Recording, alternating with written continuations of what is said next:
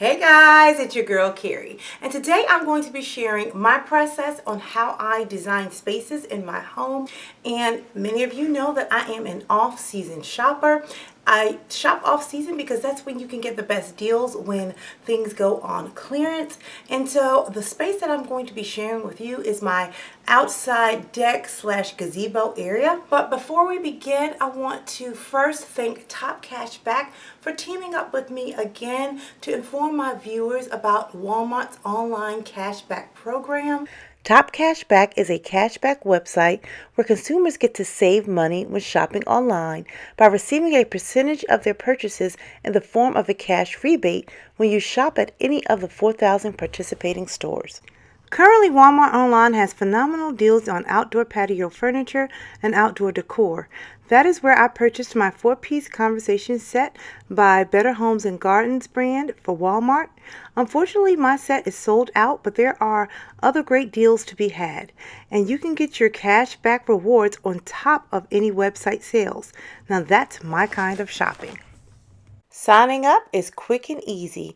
First, you want to click the link in my description box below to arrive at the Top Cashback landing page. Check Sign Up and enter your email address and password. You will see the Account Overview tab after you log in. And when you check on the Earnings tab, you will need to authenticate your email to ensure that it is valid. To order, type in the store's name in the search bar, click on the store, select the appropriate discount category, and you will be directed to the store's website. Shop as you normally would. If you order more than $35 from Walmart, you get free shipping. If you order under $35, have it shipped to the store for free and then pick it up. After you check out, you will receive a message that your purchase was recorded. It's that easy.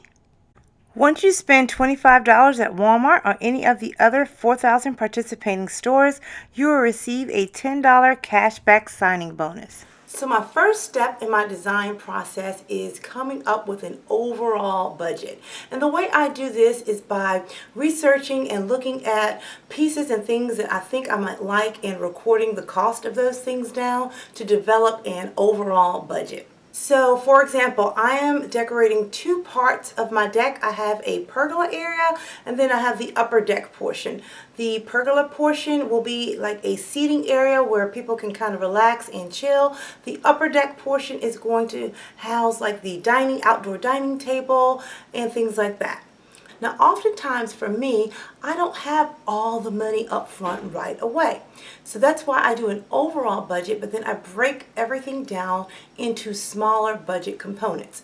So let's say, for example, I am doing my outside patio and upper deck area. That is 2 outdoor spaces. Combined together, let's say I have $4,000 to spend overall to get everything that I want, the furniture, the accessories, and things like that. Then I'll look at how much do I have right now to spend on decorating that space. So let's say that out of the $4,000 that I need to do the entire space, I only have $1,500 to work with. So my next step is to take that $1,500, decide what pieces I absolutely must have or need in order to make that space function. So for me, what I absolutely needed to have down on my pergola area was a sitting area. So I needed to get furniture that we could sit on so we could actually sit out there and use the space. I wanted to also make sure I had some sort of either side table or coffee table to put things on, because if we're sitting out there, we may eat or have hors d'oeuvres or kind of just chill. So I needed a coffee table or a side table. I also wanted a rug to kind of ground that area or define the space. And then I also wanted some cabana curtains. That was to add a dramatic flair and also to provide privacy so that we could close off that space and have a private, intimate area. So let's take a look at how I created this space on my sub-budget.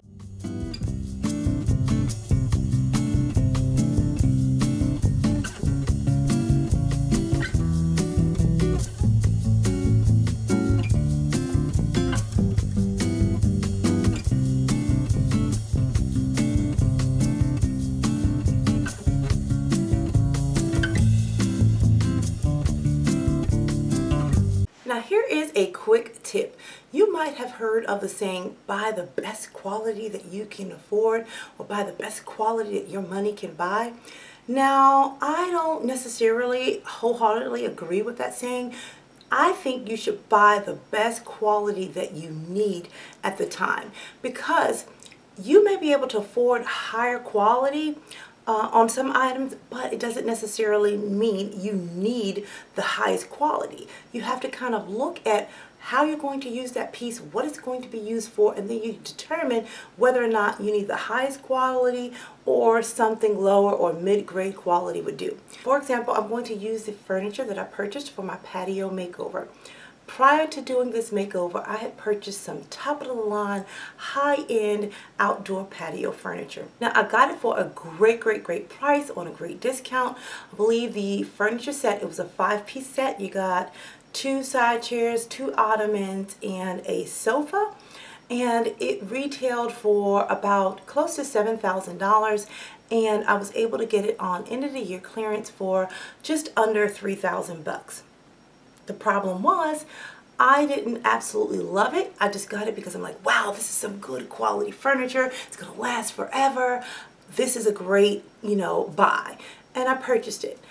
Then I didn't have all the other pieces, necessary pieces to make that space function. I just had chairs and a sofa. I didn't have a side table or a coffee table to put things on, so we were not able to use that space at that time. So we just bought the furniture, sat it out there, and there was nothing else in the space. So my plan was to wait another year and then just build upon those pieces. But because I wasn't completely in love with the pieces to begin with, I just purchased it because I knew that it was a great deal for that type of furniture. I wasn't motivated to really design that space. So 6 years later, I've had this, wonderful quality set sitting out there, but the space never got completed. So I ended up selling that set, and I made sure the next time I purchased something that I absolutely loved. I didn't need it to be of the highest quality because I'm not an outdoorsy person anyway. We were not going to be planning on spending every day or most days outside, on our patio or deck. So I did not need the most sturdiest pieces out there that my money could buy. Now here is the completed space. Well, completed as far as it's going to be completed for phase 1. And I am over the moon happy with how everything turned out. So let's kind of walk through the space. Like I said, my must-haves were to have the cabana drapes, and these were some really nice, very long, extra long, 120-inch outdoor drapes. They are mildew resistant, fade resistant, and stain resistant. And I picked these up from Amazon, and Amazon also is one of top Cashback's vendors, so you can also save more money and get cash back when you order these. I'll leave the link in the description box below, and I just got several sets of those and put them at every one of the posts. And what I like about the drapes is that we can pull them closed completely to have that intimate privacy if we want, and also to block out bugs or anything like that. Eventually, I'd like to string some lights in between the slats on the top of the pergola so that it will give a nice warm glow at night. But again, that's something we can do in the future. And then in this space over here, this little cove that bends around in the pergola, we want to add like a console table so that we can kind of do like a little bit of an outside bar type thing. We want it to have doors on it so that it can also provide additional storage for some of our outside decor. Now I'm going to take you around so you can see the beautiful furniture. And again, this set is from Walmart, and it's the Better Homes and Gardens line. And this set is called the Hawthorne Park 4-piece conversation set. And I love the color of this all-weather wicker. And what all-weather wicker is, it has that wicker look, but it's not the natural fibers and of real wicker, because that wouldn't really hold up outside. Maybe under a covered patio, but not an open gazebo. So it's more like a resin type material. and I absolutely love the look. I am definitely a natural wicker type girl. I think the quality of the cushions are great given the price point of this set. I love the little coffee table in the center. It looks like faux wood, but it's actually a metal. It's faux metal. It's aluminum. And I just put in just a little bit of, hint of fall decor. There's my little sweater pumpkin that I shared with you guys a couple of weeks ago in a haul. And I picked up a few citronella candles that were on clearance to keep those bugs away. I have one there, and then I have another large one on this side table. I just accessorized over here with things I've already had. I took the lantern off my front foyer entryway and just stuck a little plant in there. And behind that, I just put in a nice little faux tree. And as you can see, I'm all ready for fall with my fall pumpkin pillows. And another tip, when I'm selecting like the decor that I'm going to put outside, I'm always thinking about what I already have. And so since I'm also going to be doing the upper deck, that's back here, you guys haven't seen that yet, but I'm going to be doing the upper part of my deck, and that's going to have the the dining area. And if you recall from last year, I did a tablescape that had some Pier 1 plates, and they had that color, this bluish color in there. So then everything can kind of tie together in one seamless look. And I just kind of added the cable knit sweater pillows. And again over here, eventually, I like to make a custom piece of artwork to cover up that window on the back of the house so it wouldn't be an eyesore. Likewise, with this corner right here, I still need to find a really nice side table for these two, for this chair and this end of the sofa. Now, the one thing that I have never had on my deck was an outdoor area rug. Now, although I think they are absolutely beautiful, I am not feeling all of these leaves. Like before recording this video, I have vacuumed and blown all the leaves off this deck several times, but they continue to fall.